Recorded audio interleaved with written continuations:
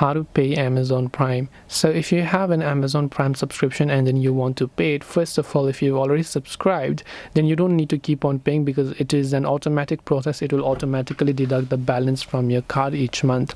But if you want to view it, or maybe you don't have a subscription yet and you want to get the subscription, you can simply go to amazon.com/Amazon Prime. I repeat, amazon.com/Amazon Prime.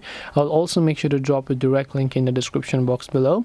Once you go to amazon.com/Amazon Prime, you'll come to this page where first of all you want to make sure that you are logged into your Amazon account.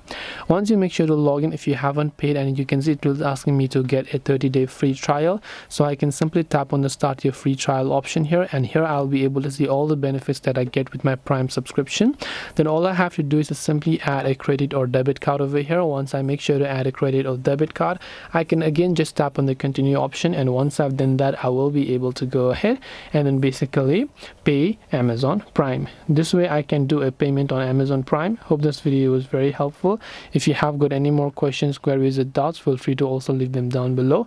Thank you for watching till the very end of this tutorial, and see you soon in the next video.